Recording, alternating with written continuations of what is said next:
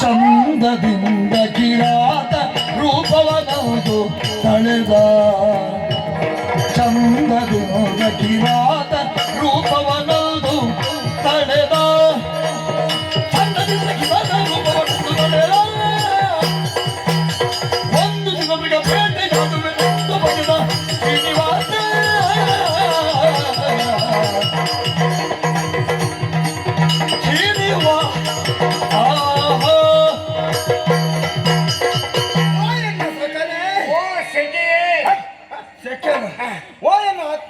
ಕಾಣಿಸ್ತೈತಾನೆ ಓ ಎನ್ನ ಗೆಳೆಯನೇ ಈಗ ಹೇಗಾಯ್ತು ಇಷ್ಟ ತನಕ ಹೇಗೆ ಆಗಿದೆ ಅನ್ನೋದು ಮುಖ್ಯ ಅಲ್ಲ ನಿನ್ನ ಪ್ರವೇಶ ಆದ್ಮೇಲೆ ಅಚ್ಚುಕಟ್ಟಾಗಿ ಆಯ್ತು ನಾನು ಕೇಳಿದ್ದು ಏನನ್ನು ಏನನ್ನು ನನ್ನ ವೇಷ ಹೇಗಾಯ್ತು ವೇಷ ಬಹಳ ಚಂದ ಆಗಿದೆ ನೀನು ಈ ವೇಷ ಮಾಡೋದಕ್ಕಿಂತ ಒಂದು ಸ್ತ್ರೀ ವೇಷವನ್ನು ಮಾಡಿಕೊಂಡು ಬರ್ತಿದ್ರಿ 4 ಜನ ಯುವಕರು ನಿಂದ ಹಿಂದೆ ಬರ್ತಿದ್ರು ನೀವೆಷ್ಟು ಚಂದ ಕಾಣ್ತಿದ್ದೀರಿ ನಿಮಗೆ ಪುರುಷೋತ್ತುಂಟಾ ಉಮೇದುಂಟಾ ಒಂದು ಬದಿಗೆ ಹೋಪ ಯಾಕೆ ಮಾತಾಡ್ಲಿಕ್ಕೆ ಮಧ್ಯದಲ್ಲಿ ಮಾತಾಡಿದ್ರೆ ಸ್ತ್ರೀ ವೇಷದ ಹುಚ್ಚು ಜೋರು ಉಂಟು ಅಂತ ತಿಳಿತಾರೆ ಆದ್ರೂ ಮಾತಾಡುವ ಹಠ ಉಂಟು ಹೌದು ಹಾಗೆ ಸ್ತ್ರೀ ವೇಷದ ಹತ್ರ ಮಾತಾಡಿ ಅವನ ಪೆಟ್ಟಿಗೆ ಹತ್ರ ಬಂದು ಕೂತು ಸ್ತ್ರೀ ವೇಷದವರು ತರಿಸಿಕೊಟ್ಟ ತಪ್ಪು ಪಾನಿಯನ್ನು ಅಭಿಮಾನಿ ಕುಡಿದು ಇನ್ನೊಂದು ದಿವಸ ಸಿದ್ಧನಿಂದ ಹೋಗುವಾಗ ಸ್ತ್ರೀ ವೇಷದ ಪಾದರಕ್ಷಣೆಯ ಅಭಿಮಾನಿ ಹಾಕೊಂಡೋಗಿ ಪಾಪ ಅವ ಎಲ್ಲ ಕಳಿಸಿ ಮನೆಗೆ ಹೋಗುವಾಗ ಬರೀ ಕಾಲಲ್ಲಿ ಪಚ್ಚ ಪಚ್ಚ ಹೇಳ್ಕೊಂಡು ಹೋಗ್ಬೇಕು. ಇದು ಸ್ತ್ರೀವೇಷ ಮಾಡಿದ್ರೆ ಲಾಭವ ನಷ್ಟ? ವಿಳಾಸ ಲಾಭ ಪಾದರಕ್ಷಣೆ ನಷ್ಟ.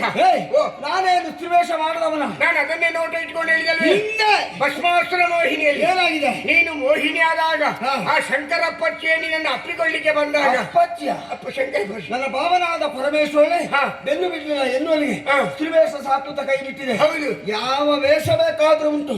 ಸ್ತ್ರೀವೇಷ ಒಂದು ನಮ್ಮದಿಲ್ಲಿ ನಕ್ಕಿನೈ ಲಂಗ ಕೊಡಿ, ರವಿಕೆ ಕೊಡಿ, ಸೂಜಿ ಕೊಡಿ, ನೂಲು ಕೊಡಿ, ಮುಗಿಲಿಕ್ಕೆ. ಹಾಗಿದ್ರೆ ಇದು ವೇಷ ಅಂತ ಆದ್ರೆ ನಮ್ಮ ನಿಜ ಯಾವುದು? ಯಾವುದು? ನಾವು ಇಲ್ಲಿಯವರ ಅಲ್ಲ. ಎಲ್ಲಿಯವರು? ಮೇಲೆ ವೈಕುಂಠ. ವೈಕುಂಠ ಕುಂಠ ಇವತ್ತು ನೀನು ವೈಕುಂಠ ವೈಕುಂಠ ಲೋಕ.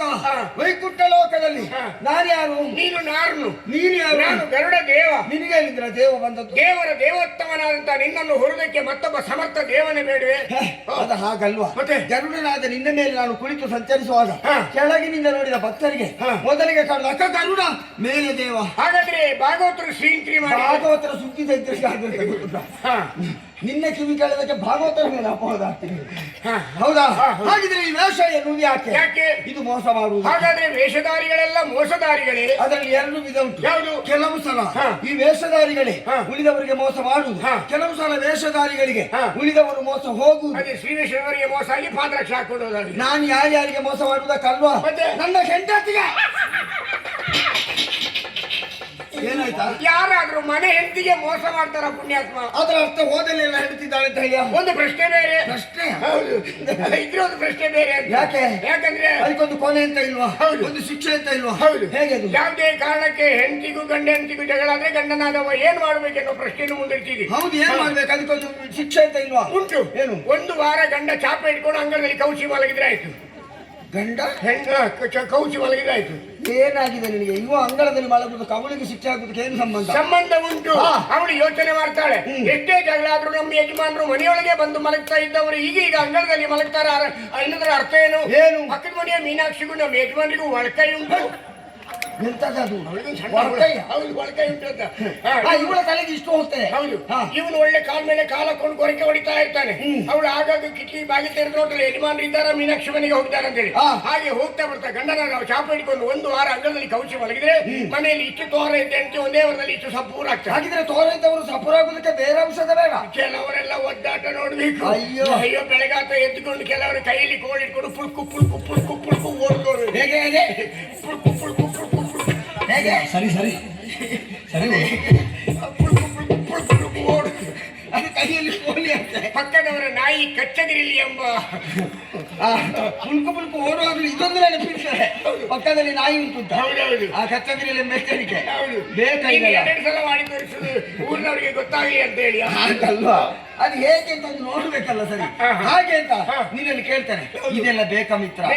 ಒಬ್ಬ ಮನುಷ್ಯನಾದವನಿಗೆ ಯಾವಾಗಲೂ ಅವನ ಮುಖದಲ್ಲಿ ಒಂದು ಮುಗುಳ್ನಗೆ, ಮಿತವಾದಂತ ಆಹಾರ, ಆಮೇಲೆ ಇದನ್ನೆಲ್ಲ ತನ್ನ ಬದುಕಿನಲ್ಲಿ ಒಳ್ಳೆ 4 ಮಾತು ಯಾರು ಅಳವಡಿಸಿಕೊಳ್ತಾರ ಅಂತವರಿಗೆ ಯಾವ ರೋಗ ಆದ್ರೂ ಬರ್ತದ? ಯಾವುದೇ ರೋಗ ರುಜಿನಗಳು ಬರುವುದಿಲ್ಲ, ನರ ದೌರ್ಬಲ್ಯ ಬರುವುದಿಲ್ಲ, ಹೃದಯಘಾತ ಆಗುವುದಿಲ್ಲ, ನರನಾಡಿಗಳಲ್ಲಿ ಸಂಚಾರ ರಕ್ತ ಸಂಚಾರ ಸರಾಗವಾಗಿ ಆಗ್ತದೆ.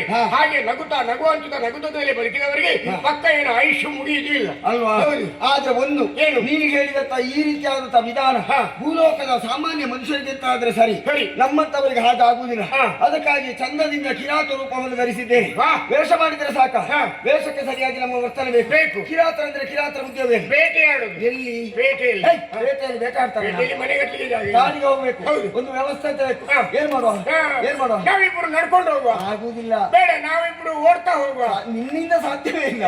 ಹಾಗಾಗಿ ಬೇಡ, ನಾವಿಬ್ರು ಉರುಳು ಸೇವೆ ಮಾಡುವ. ಅದಾದ್ರೂ ನೀನು ಮಾಡ್ಲಿಕ್ಕೆ ಸಾಧ್ಯ ಉಂಟು, ಆದ್ರೆ ಹರಿಕೆ ಉಂಟಾ? ನಿನ್ನ ಹೆಂಡತಿ ಲೆಕ್ಕದಲ್ಲಿ ನಾನಿಲ್ಲಿ ಬದುಕಿಲ್ವೇನೋ?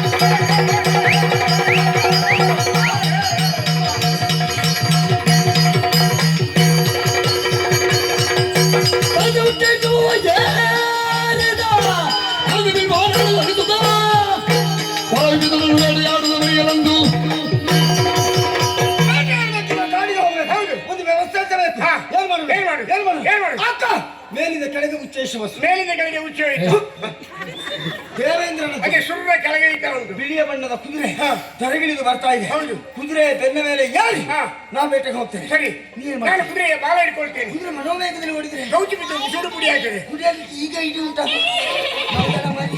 ಹಾಗೆ ಬೇಡ, ನಿನ್ನ ಅಪ್ಪಿ. ನಿನ್ನ ಅಪ್ಪಿಯ? ಯಾರದು? ನಿನ್ನ ಅಪ್ಪಿ. ನನ್ನ ಅಪ್ಪಿ ಗಟ್ಟಿ ಹಿಡ್ಕೊಳ್ತೀನಿ. ಹಿಡ್ಕೊಳ್ತೀನಿ. ಆದ್ರೆ ಒಂದು ನೆನಪಿಟ್ಟದ, ಏನು? ನಮ್ಮದು ಮೃಗ ಬೇಟೆ ಅಲ್ಲ, ಮೃಗಾಕ್ಷಿಯ ಬೇಟೆ. ಮೃಗ ನಯನೆಯ ಬೇಟೆ. ಹೌದು. ತಡ ಮಾಡುದಲ್ಲ? ಬಾ ಬಾ ಹೋಗು.